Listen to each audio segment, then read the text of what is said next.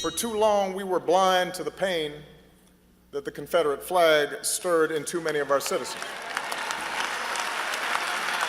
As we all have to acknowledge, the flag has always represented more than just ancestral pride.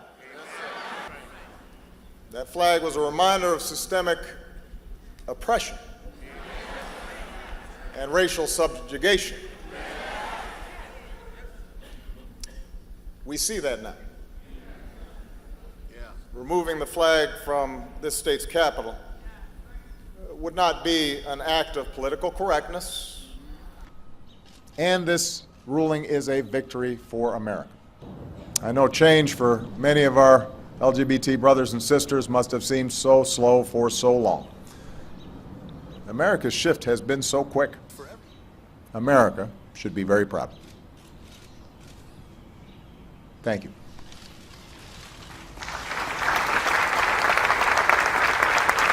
Finally, the White House turned into a rainbow this week as the Supreme Court declared same-sex marriage legal nationwide, bypassing state sovereignty.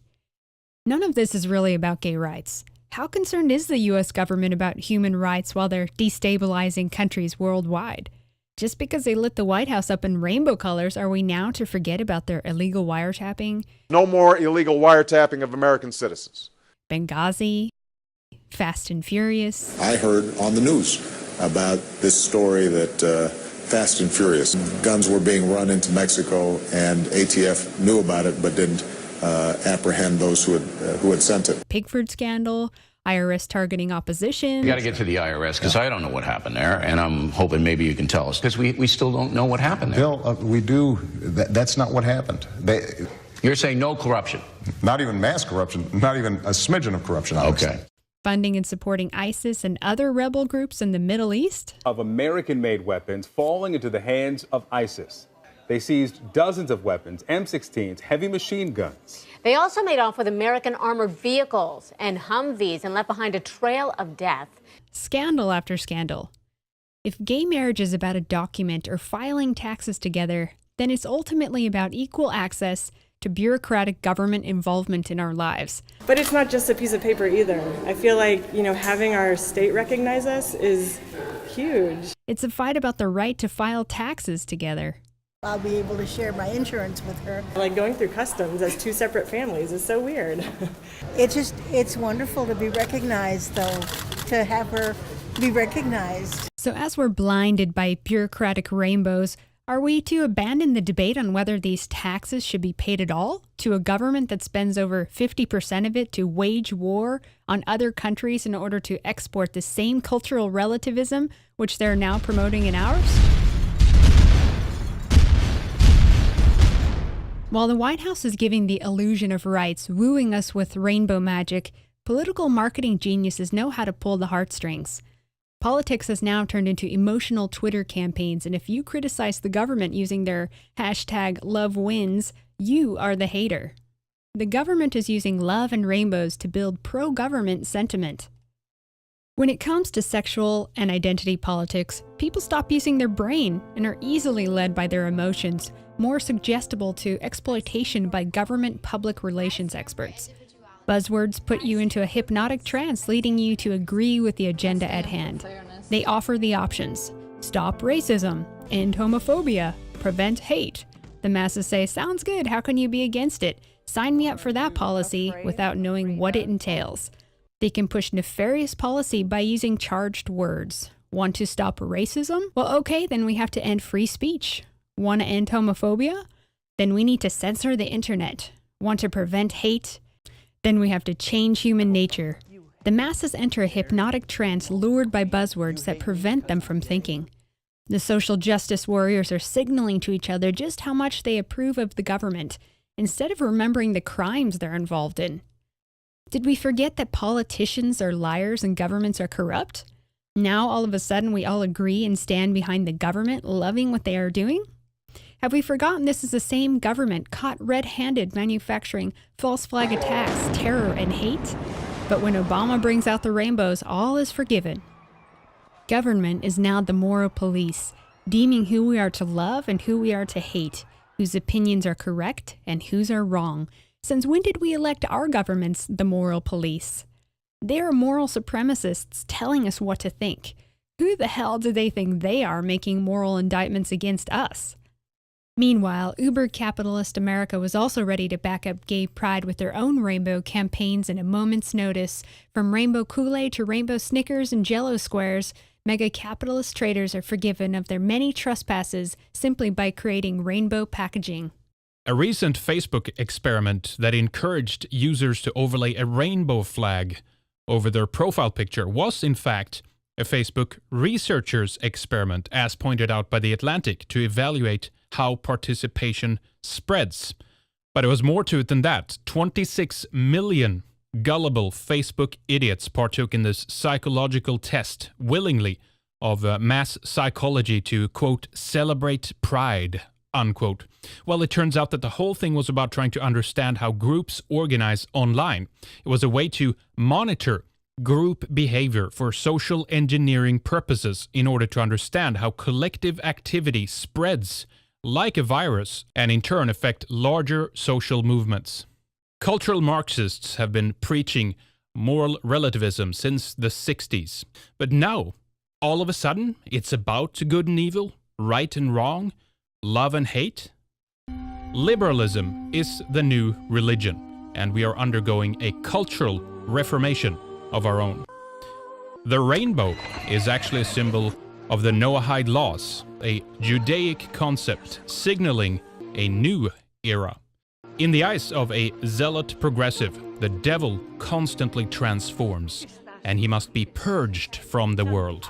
A new puritanical witch hunt has begun. We've seen it spark in the southern states as the burning has begun. Simplified, rebel flag, bad. Rainbow flag, good. This is a narrow-minded, simplistic view of history, as if Southern heritage is nothing more than slavery and racism. As if rainbow pride is nothing other than innocent love and happy times.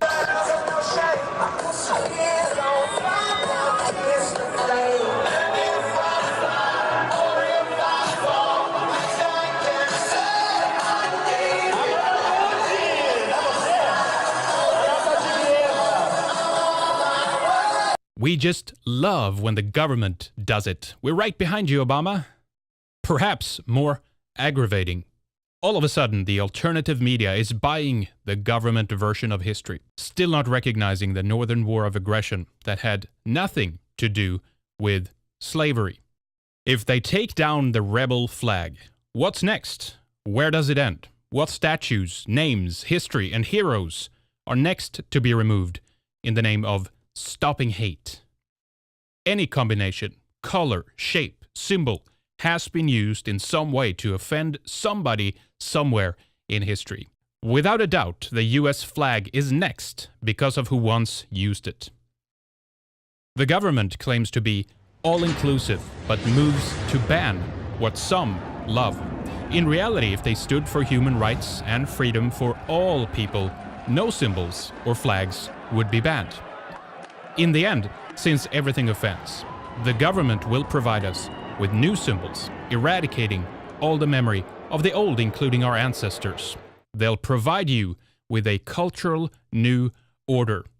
Destruction is progress, turning our backs on our ancestors, and the history they made is progress.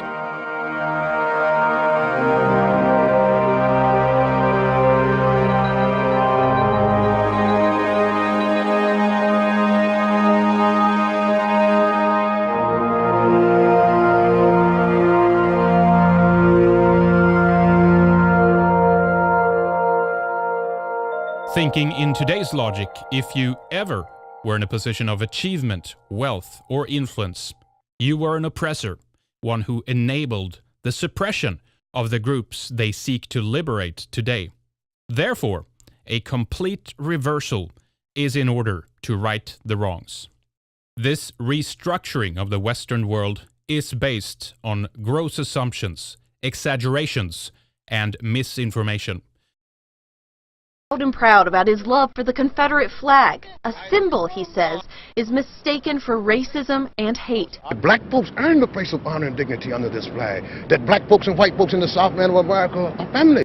He says the person who vandalized the monument went the wrong way with their protest. And I'm not going to blame it on the Yankees, because I've seen some Southern folk around here real questionable too, that don't know anything about who they are and their families and the honorable people in the South Land of America, red, yellow, black, white, and brown. It's about doing the same to others that you perceived was done to your group.